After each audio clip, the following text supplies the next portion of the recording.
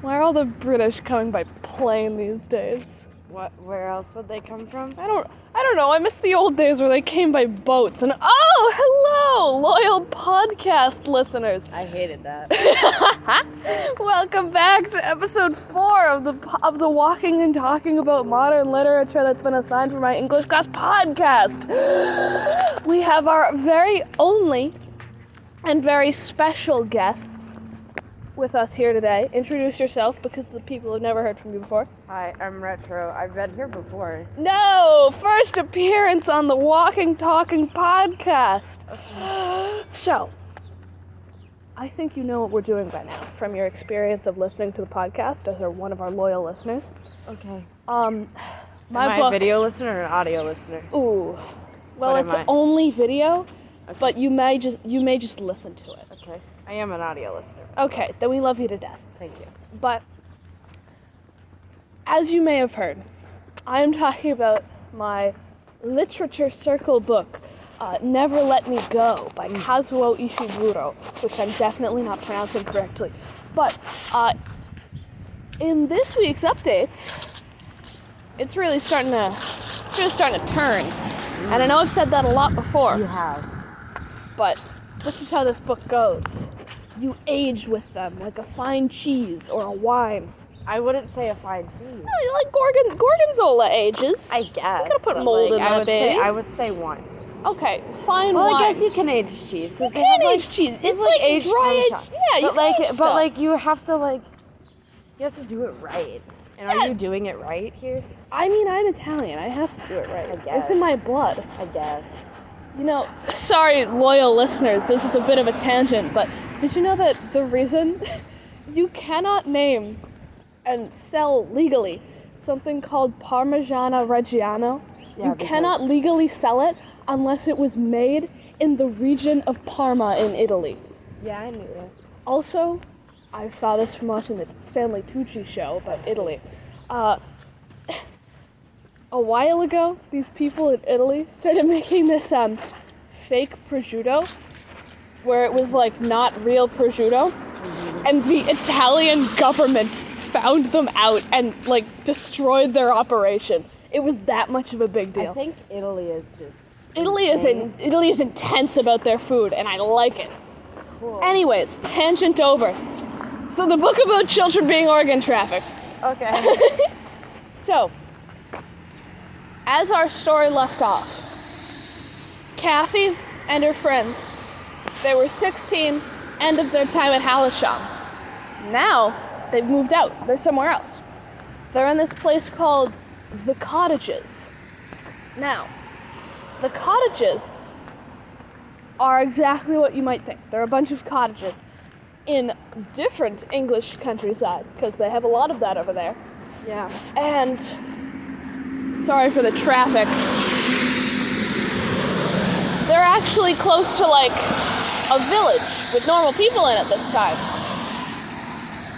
And this group of people from Hallisham, it wasn't her whole class, it was just like a portion of it.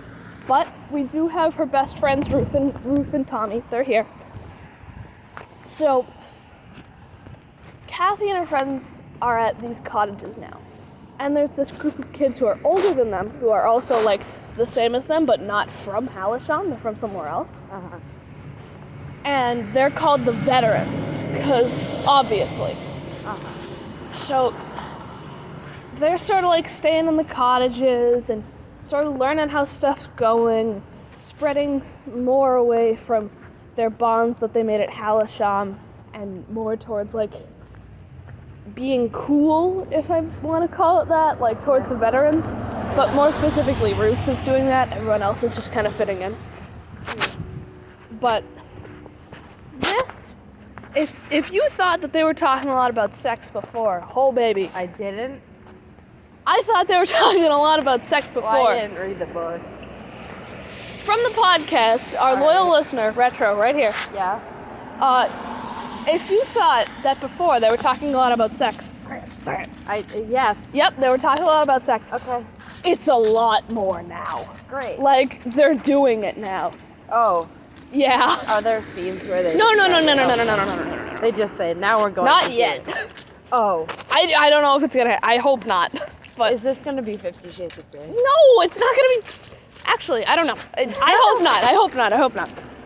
But basically, they're like, people have like boyfriends and girlfriends here. There's couples now. Ooh. And it's less of like, it's sort of like they've gone to the high school from the middle school, even though they're way too old for that. Mm-hmm. They've stopped like giggling and like gossiping when people are like together, and it's just like, oh, okay. Yeah. Like it's much more chill now. They're cool about it. Okay. So it's so weird because Kathy one night, she's talking with Ruth in like the roof of the barn or something. It's very rural. And they've got like their tea in their hands because it's freaking freezing. I'm sorry. It's freaking freezing outside. Nice save. I know. No one could tell. No one knows what I was about to say. So it was really cold outside because it was. And they're talking about like their stuff. So it's like their confidential night sessions. And apparently Kathy's had like 5 one-night stands with just random people at the cottages. You know? And good for her. She's telling to Ruth, because Ruth is dating Tommy. She's saying to Ruth, like, hey, are you ever in a mood where you just have to have sex with someone? And Ruth is like, no, but if I am, I just go to Tommy, because, you know, he's my boyfriend. And she's like, huh, okay. And Kathy's like, that's a little weird there, Kath. And Ruth is like, Kathy, that seems a little weird. I don't know about that. But I mean, like, whatever she wants to do, as long as she isn't hurting herself or others, let her just do it. Do what you do. Also, oh, so cute. Dog. But I think you just showed my head. I just showed your nose. It's okay. Okay. Your privacy has been preserved. Okay.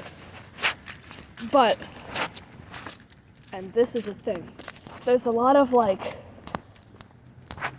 and sorry, dear listener, just one.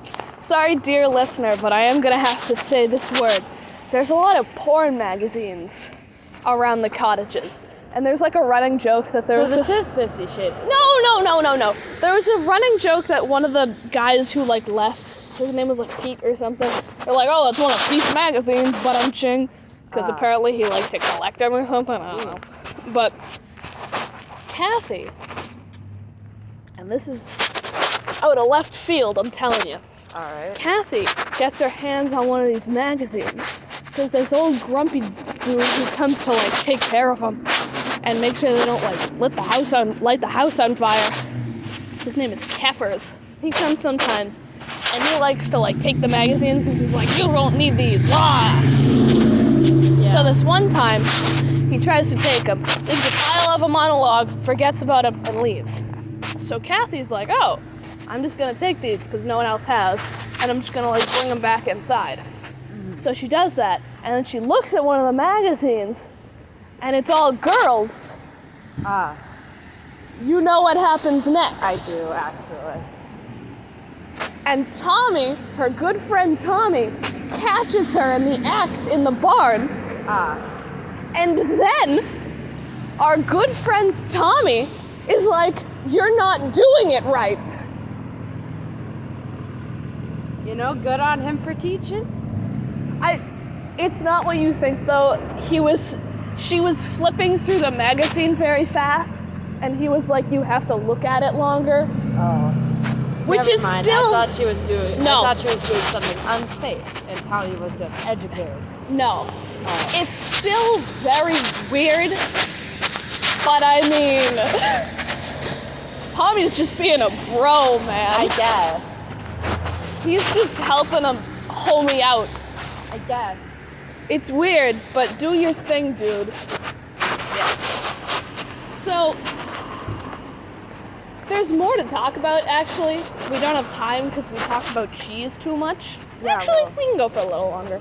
Yeah. So basically, they've also introduced past the sex thing, that since all these kids are clones, they're all like, oh, well, we have to have someone who we're based off of. That's books are, I forget the word for it. Oh, it's a possible. They call them possibles. So, this one couple who's like, I don't know if they're mean or not yet, the story hasn't gotten to that, but this one couple, they come back from going to like this seacoast town, and they're like, hey, we found a possible for Ruth. Oh. And now, it feels like they're trying to manipulate Ruth in some weird way, because they've talked about like their dream jobs, which they're never going to get to have because they're going to die from donating all their organs.